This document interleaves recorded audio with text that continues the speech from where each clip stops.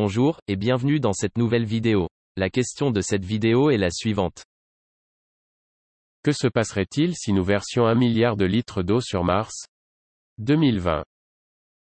Passons dès à présent aux réponses. D'après Michel Evia, la réponse à cette question est la suivante. 1 milliard de litres, cela représente 1 million de mètres cubes. Il y a 1000 litres dans un mètre cube. 1 million, c'est 1000 fois 1000.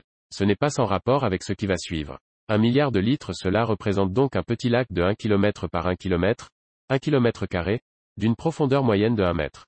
En tenant compte de la pression atmosphérique très faible de Mars, toute cette eau se vaporiserait, et contribuerait à enrichir un peu l'atmosphère de la planète en vapeur d'eau. Quelques traces, mais très probablement, l'eau finirait par se combiner avec les roches de surface, en particulier le fer en formant des hydrates du genre serpentine, déjà existants sur la planète. Cela ferait probablement rouiller Mars. Cela ne contribuerait même pas à s'apercevoir que c'est une planète rouge. On le sait déjà. Petite remarque côté bilan carbone. Pour lancer 10 tonnes, il faut au moins 1000 tonnes de carburant et d'oxygène, plus les coûts énergétiques de fabrication du lanceur et des ergols. Du côté finance 1 milliard de litres, cela fait 1 million de tonnes. Donc il faudrait 100 000 fusées du genre Ariane 6 améliorées pour envoyer toute cette eau, charge utile avec un conteneur léger. Coût de la rouille produite sur la base de 100 millions d'euros le lancement, prix d'amis, 1 mètre cube d'eau fait une tonne. 100 millions d'euros x 1 million de tonnes égale 100 000 milliards d'euros. C'est de l'ordre de grandeur du PIB mondial brut. Une dépense à étaler fortement. Terraformé, on aurait le même problème pour envoyer des colons. 10 tonnes de charge utile à envoyer sur orbite martienne, et ce qu'il faudrait pour chaque personne envoyée. À la louche, avec quelques sandwichs. Survie absolument pas garantie, pas d'assurance rapatriement. Ce n'est pas la peine espérer sauver l'humanité en l'envoyant sur Mars. De toute façon, les humains étant composés essentiellement d'eau, le résultat risque d'être le même que d'envoyer de l'eau, une couche de rouille à peine perceptible et un peu de cendre. Et terraformer Mars? Envoyer un petit lac n'est qu'un coup d'épée dans l'eau. Non, dans la rouille. D'après Victor Livera, la réponse à cette question est la suivante. Une piscine olympique mesure 50 mètres de long sur 25 mètres de large sur 3 mètres de profondeur. Son volume d'eau est donc de 50 par 25 par 3 égale 3750 mètres cubes égale 3,75 millions de litres.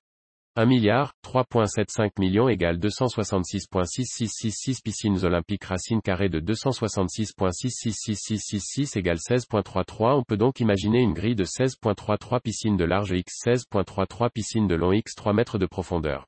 On a donc, longueur égale 50 x 16,33 égale 816,5 mètres, largeur égale 25 x 16,33 égale 408,25 mètres, soit une surface de 0. 8165 par 0. 40 825 égale 0.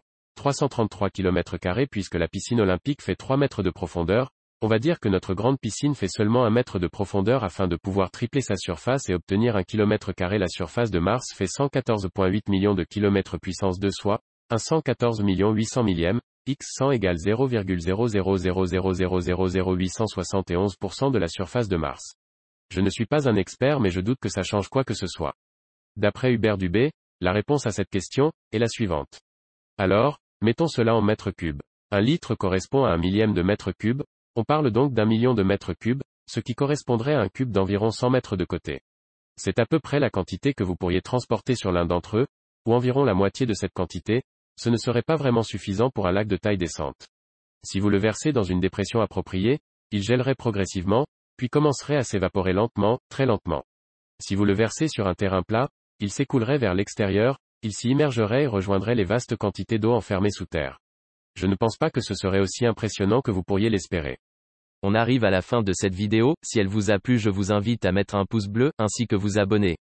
Si vous souhaitez donner votre avis, je vous redirige vers la partie commentaires pour continuer le débat sur cette question.